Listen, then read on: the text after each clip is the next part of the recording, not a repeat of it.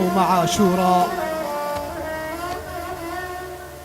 هجم جند عمر بن سعد على مخيم الإمام الحسين وأضرموا فيه النيران، فانتاب عيال رسول الله فزع كبير وهاموا على وجوههم في البيداء.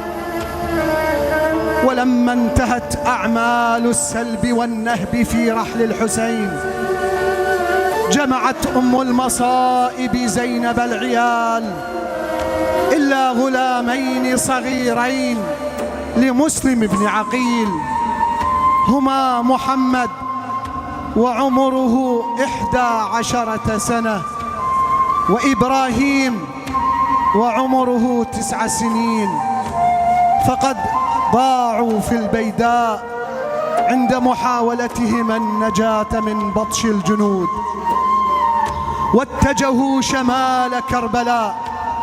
ولما أمر عمر بن سعد بحمل العيال إلى ابن زياد في الكوفة، ومن الكوفة إلى الشام، عثر شرطة ابن زياد على هذين الغلامين، ولكن بعد أن رحلت قافلة السبي إلى الشام فأودعوا الحبس.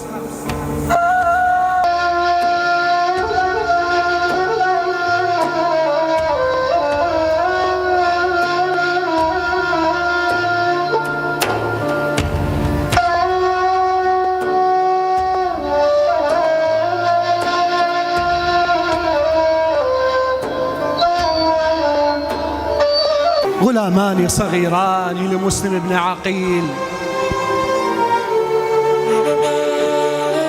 لا يتجاوز عمر أحدهما 11 عاما والآخر 9 سنة كاملة وهما في السجن. ضيق ابن زياد عليهما في السجن في الطعام والشراب. لا حول ولا قوة إلا بالله العلي العظيم. إني أعرف أن السجن للكبار وليس للصغار، وأن الأمير يأمرني أن أضيق عليهما في طعامهما وشرابهما. يا ترى ما ذنب طفلين صغيرين حتى يسجنا وإن كان أبويهما كافرين؟ ولكني لا بد من أن أطيع أمر الأمير.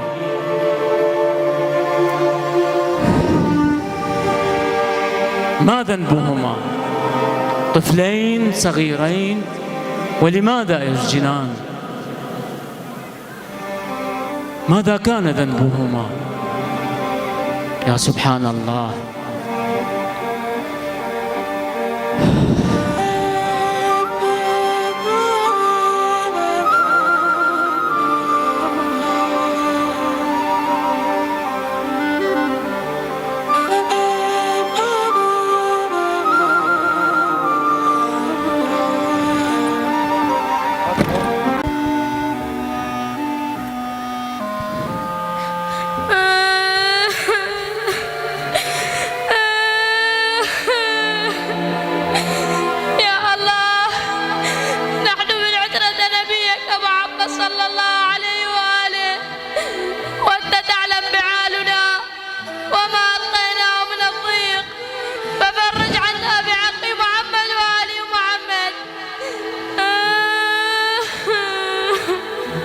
أخي إبراهيم هون عليك ولا تبكي. أخي محمد كيف لا أبكي؟ أما ترى حالنا فقد طال مكثنا في السجن. أخي إبراهيم إذا جاء السجان سأعلمه بقرابتنا من رسول الله، لعله يلق لحالنا فيوسع علينا من طعامنا وشرابنا. أجل أخبره.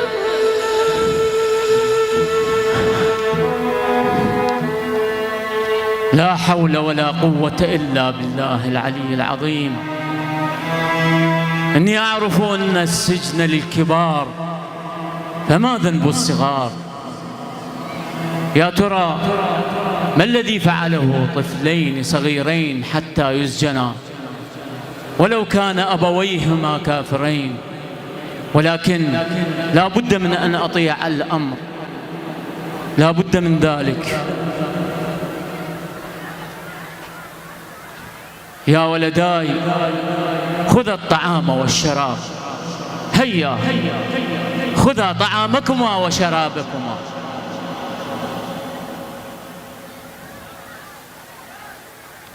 يا شيخ أيها السجان. نعم يا بني، ماذا تريد؟ يا شيخ هل لي أن أسألك؟ سل ما تريد. يا شيخ أتعرف محمد صلى الله عليه وآله؟ وكيف لا أعرف محمدا وهو نبي صلوات الله عليه؟ يا شيخ أتعرف علي بن أبي طالب؟ وكيف لا أعرف عليا وهو وصي رسول الله وزوج ابنته فاطمة الزهراء؟ لماذا تسألان هذه الأسئلة؟ أظنكما تريدان الدخول في الإسلام. يا شيخ ومتى خرجنا من الإسلام حتى ندخل فيه؟ ماذا؟ هل أنتما مسلمان؟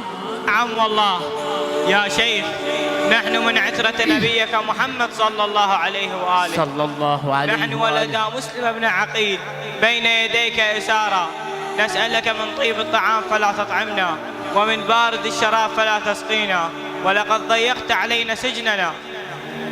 ماذا؟ بالله عليكما أنتما ولدا مسلم بن عقيل؟ نعم والله نحن ولدا مسلم بن عقيل. ومصيبته ومصيبته وحيائي منك يا رسول الله. الويل لك يا مشكور، الويل لك يا مشكور. ما الذي جنته يداك؟ لقد ضيقت على عترة رسول الله صلى الله عليه وآله. الويل لك يا مشكور، الويل لك يا مشكور.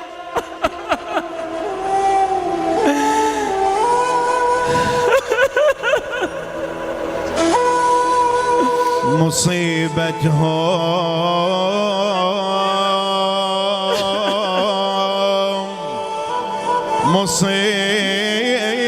تهز الجبال، الجبال يتامى واليتم يا ناس شتال، وفروا بالمرار بصعب الحال، وتطلبهم يا ويل قوم الانذال.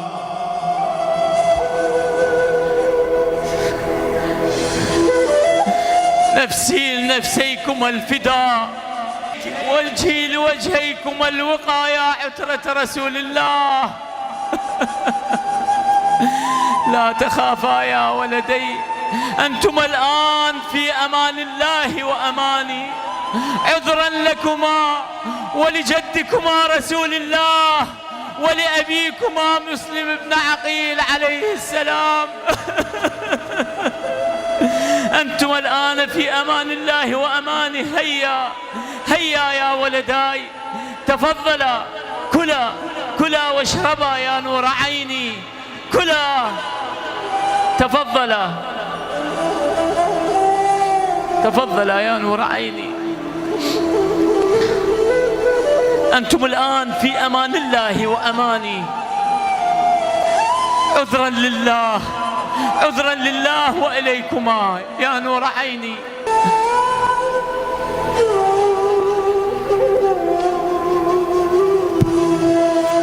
لما علم السجان أن هذين الغلامين ليس من سبيل الكفار بل هم من عترة آل محمد، تفضلا كلا واشربا لا تخاف. ندم ندما شديدا على ما قدمت يداه.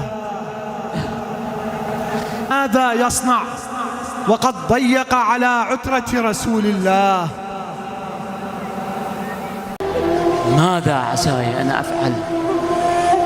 والله لا بد لي من أن أكفر عن خطيئتي، ولكن ماذا أفعل؟ إذن لا بد لي من أن أخلي سبيلهما، ولو كان ذلك على ذهاب نفسي. لا بد من أن أطلق سراحهما، لا بد ذلك. لا تخافا، لا تخافا، أنتم الآن في أمان، في أمان الله.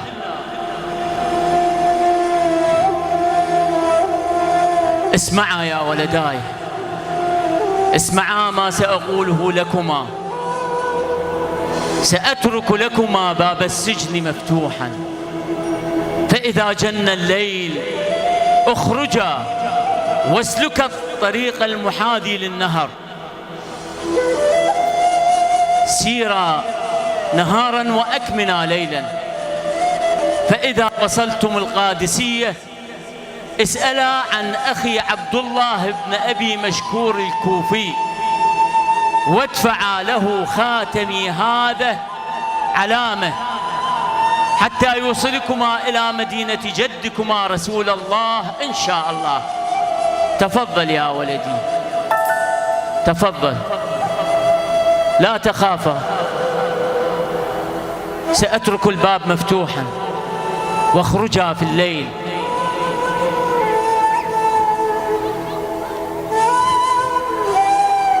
اطمئنا ولا تخافا، سأترك الباب مفتوحا واخرجا في الليل.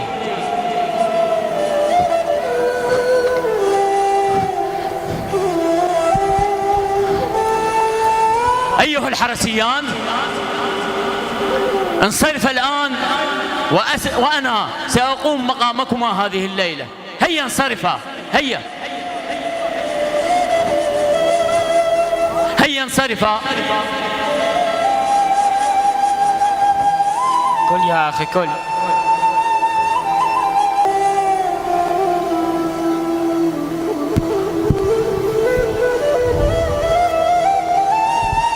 حل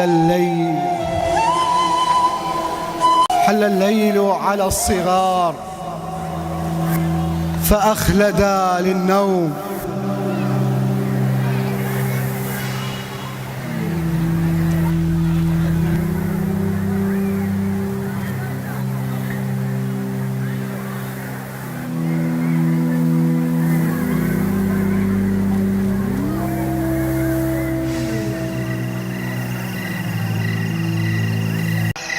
لقد حل علينا الليل، لنخرج من السجن بهدوء كي لا يشعر بنا أحد.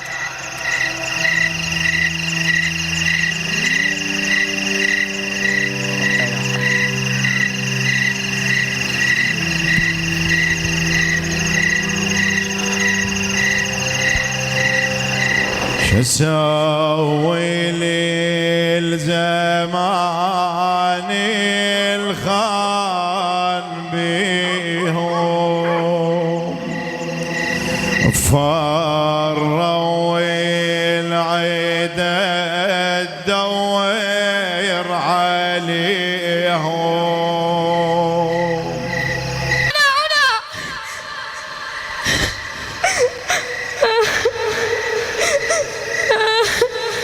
أخي إبراهيم، أين كنت؟ أخي محمد، لقد أخافني نبح الكلاب.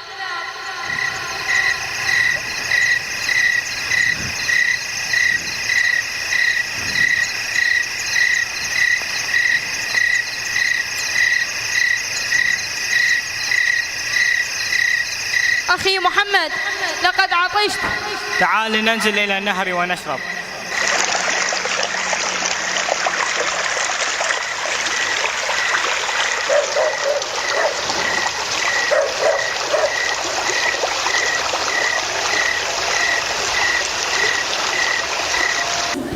السلام عليكم ورحمة الله وبركاته. وعليكم السلام ورحمة الله وبركاته.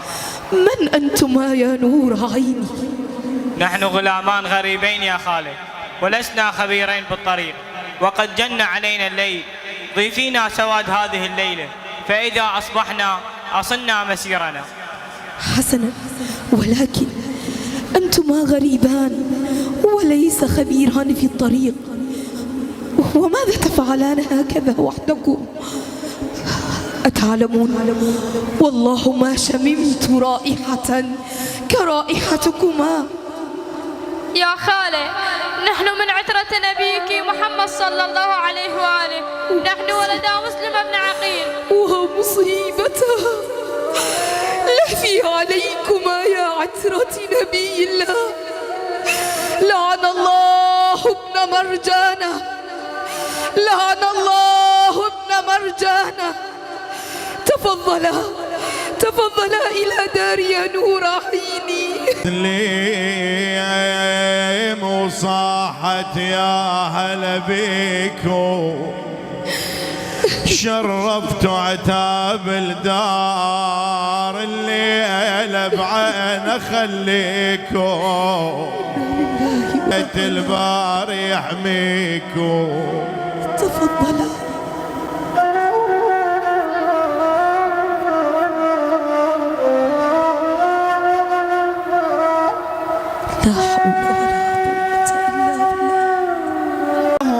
بالطعام. تفضلا يا نور عيني، تفضلا.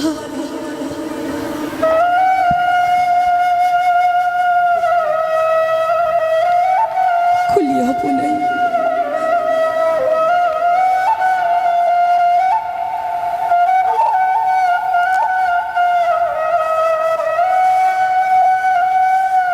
خذ يا ولدي. الله عليك. أكمل الغلامان طعامهما،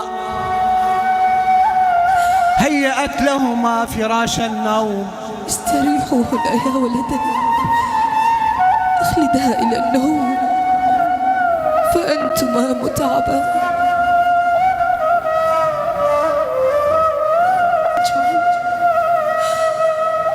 لا حول ولا قوة إلا بالله. أسدل الليل ستاره، كان الحارث بن عروة الهمداني وهو من أهل الكوفة رجل جاف غليظ، أعماه حب الدنيا. سمع منادي عبيد الله بن زياد ينادي بهرب غلامين صغيرين لمسلم بن عقيل من السجن، ومن عثر عليهما وجاء بهما له جائزة. صار يجد السير بالبحث عنهم، ركب جواده، استمر بالبحث حتى أعياه التعب، عاد إلى منزله وهو متعبا، فاستقبلته زوجته. ائتيني بالطعام يا امرأة. حسن، سآتيك بالطعام.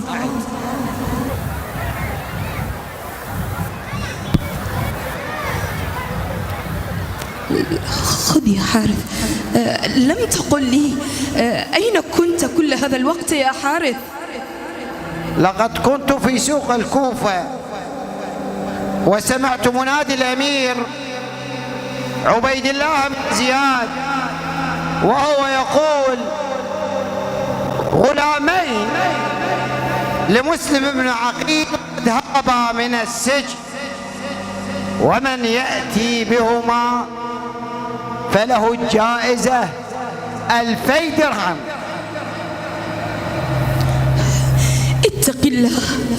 اتق الله يا حارث، واحذر أن يكون رسول الله خصيمك يوم القيامة. اقربي عني يا امرأة، إن الدنيا محرص عليها، وما تفعل بدنيا لا آخرة فيها. اقربي عني ودعي يا استمتعوا بأكلي وطعامي. هيا. حول ولا قوة إلا بالله العلي العظيم. لقد أعمى الجشع والطمع بصيرة هذا الرجل. لا حول ولا قوة إلا بالله. لا حول ولا قوة إلا بالله.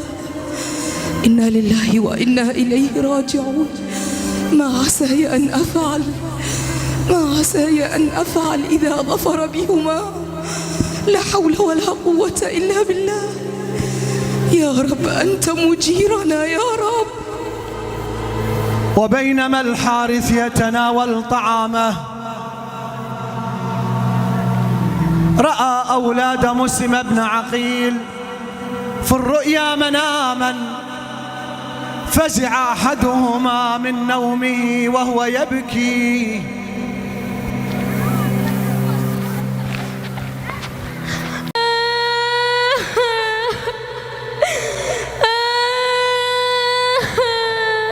ما لك تبكي يا نور عيني؟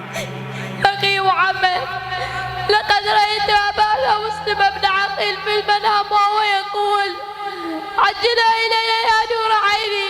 وأنا ما رأيت. تعال لك من نوم.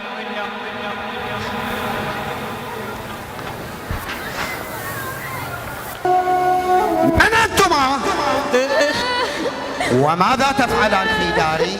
يا شيخ، لأخبرناك فإننا الأمان. نعم لكم الأمان، تكلما. أمان الله وأمان رسوله. أجل أيها الصغير، تكلم. يا شيخ، نحن من عترة نبيك محمد صلى الله عليه وآله. نحن ولدا مسلم بن عقيل، هربنا من سجن عبيد الله بن زياد. ماذا؟ أنتما ولدا مسلم؟ نعم يا شيخ، نحن ولدا مسلم بن عقيل. أتعبت نفسي وفرسي بالبحث عنكما وأنتما في داري. من الموت هربتما وفي الموت وقعتما. يا غلام، قرر اللعين أن يوثق الغلامين أيها العبد الأسود، لا يصير الصباح. خذ هذين الطفلين إلى شاطئ الفرات، اضرب عنقيهما واتيني برأسيهما لأفوز بالجائزة. هيا. يا حارث، لكنهما صغيران يا مولاي. ارجعي يا امرأة وإلا علوتك بسيفي. يا ارجعي، اتق الله. ارجعي يا امرأة. إنهما ضيوفنا عندنا. افعل هما ما من عترة أمرتك به رسول الله. ولا تعصي أمري. اتق الله يا حارث، خذ. اتق الله.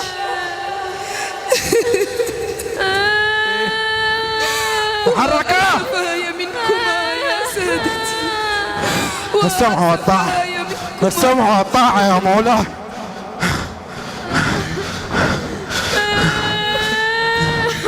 أيها العبد الأسود، قيدهما جيدا السمع حتى لا والطاعة. يهربا منك. تعال هنا.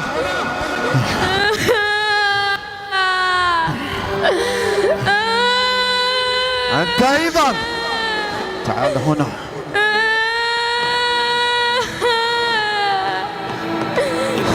تحركا. هيا.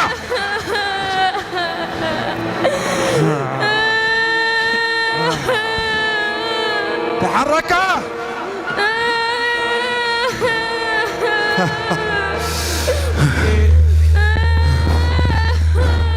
تحرك منهما.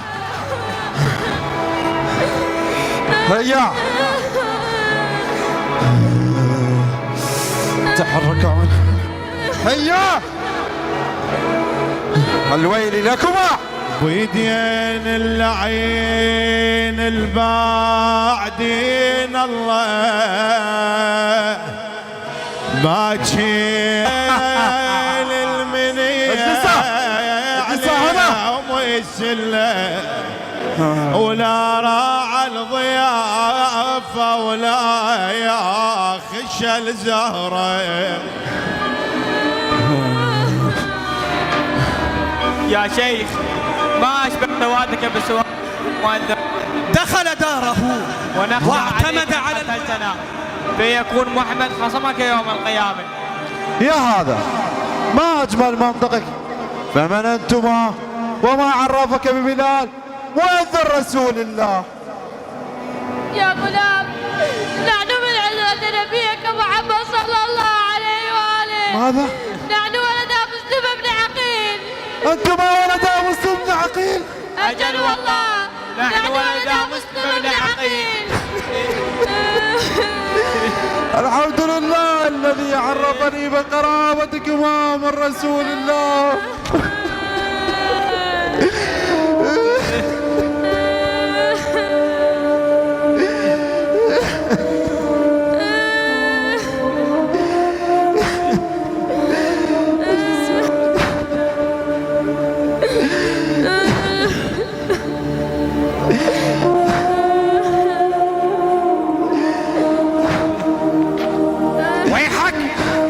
ويحك أيها العبد الأسود، ما يؤخرك عن قتلهما؟ والله إنني أستحي من رسول الله أن أقتل من عترته صبيان صغيرين. لا تعصي أمري يا لعين. أجل والله إنما طاعتي لك ما دمت لا تعصى الله، فإذا عصيت الله لا طاعة لك علي. قلت شر قتله.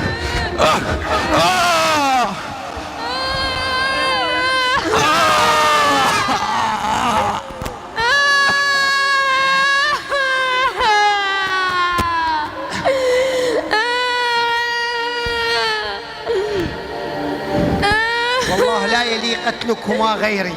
يا شيخ انطلق بنا إلى السوق وبعنا وانتفع بالثمن، ولا تجعل محمد خصمك يوم القيامة. كلا، ليس إلى ذلك سبيل. لا بد من قتلكما لأفوز بالجائزة والتقرب إلى الأمير عبيد الله. يا شيخ اذهب بنا إلى السوق وبعنا وانتفع بالثمن. كلا، لن يكون لكما ذلك. يا شيخ ألا ترحم صغر سننا؟ ما وقع الله في قلبي من الرحمة شيئا.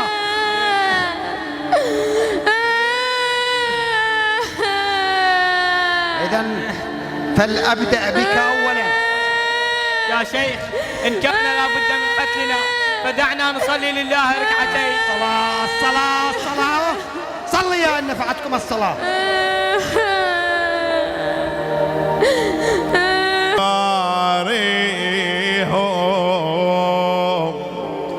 أو تجيب ارواحهم للباره وامره. واحد قال للثاني خليني اشم عطره.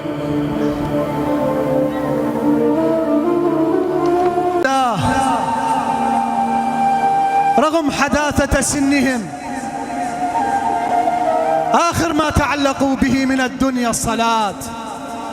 الصلاة يا شبابنا، الصلاة هي عمود دينكم. لا قيمة لكل ما نعمله دون عمود الدين وهي الصلاة. حافظوا على صلاتكم. هذه رسالة بليغة وعظيمة إلى الأجيال عبر العصور من هذين الغلامين الصغيرين. اللهم يا حي يا حكيم يا أحكم الحاكمين احكم بيننا وبين هذا الظالم بالحق. ويحكم. أنا الظالم من خرج على إمام زمانه يزيد بن معاوية. بل يزيد رجل فاسق كافر. ويحك، ما أطول لسانك. سوف أقتلك شر قتله. فلنبدأ بك أولا.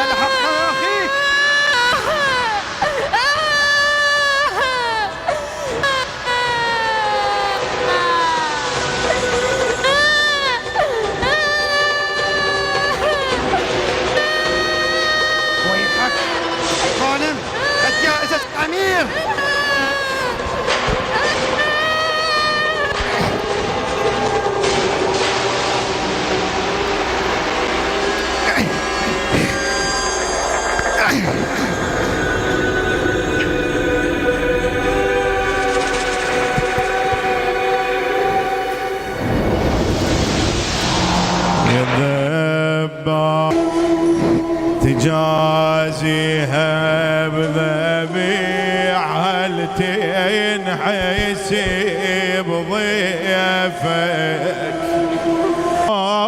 من القوفة تذبحهم بسيفك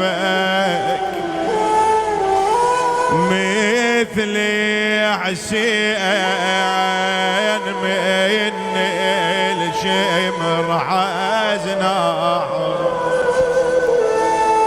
شفنا مني كربلا ضيم وقهار او بالها الشما رحم بيها الدهار وما رحم بأطفالها سيف القدر وكتب بيهم على الزمن أدوار يا حارث ماذا صنعت يا حارث؟ ويلك من رسول الله، ويلك من أمير المؤمنين عليه، ويلك من فاطمة. ارجعي. لا جمعني الله معك في دار واحدة. بسيفي. ارجعي يا لعنة الله عليك يا حارث. لعنة الله عليك يا حارث. اشتريت الدنيا بالآخرة. ارجعي يا امرأة. ارجعي. ما ذنبهما؟ ما ذنبهما يا حارث؟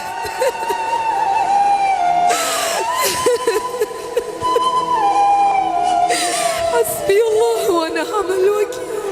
وضع أنا اللعين بريئة من فعلك هذا. رأسي الطفلين في كيس وجاء إلى قصر الإمارة كي يفوز بجائزة ابن زياد لعنه الله. يا أمير.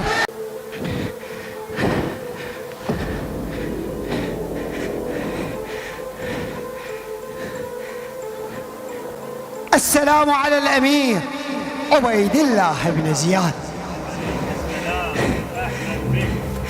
تفضل يا مولاي.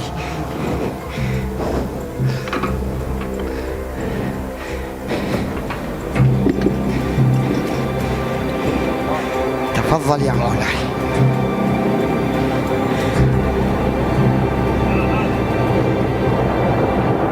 إنهما رؤوس ولدي أعدائك يا مولاي.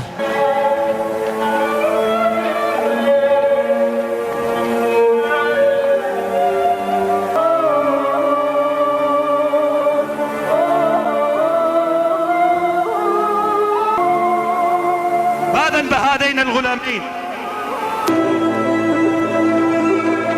ومن أمرك بقتلهم؟ وكيف قتلتهم؟ ولماذا؟ يا أمير المؤمنين، قالوا ارحمنا على صغر سننا، فقلت ما وقع الله في قلبي من الرحمة شيئا. طلبوا مني يا أمير أن أأتيك بهما لتحكم بهما بأمرك، فرفضت طاعة لك ورجاء الجائزة. ويحك، والله ما أمرت بقتلهم، ولو جئت إلي بهم لعفوت عنهم. ويحك أيها اللعين، من لهذا الفاسق؟ أنا يا مولاي. أنا أقتله. خذوه أيها الحرام واضربوا عنقه في نفس المكان الذي ذبح به الغلامين. خذوه خذوه خذوه. اعفو عني أيها الفاسق. تحرك يا مولاي، تحرك. اعفو عني. أقتلتمونا؟ أجل ارحموني ارحموني.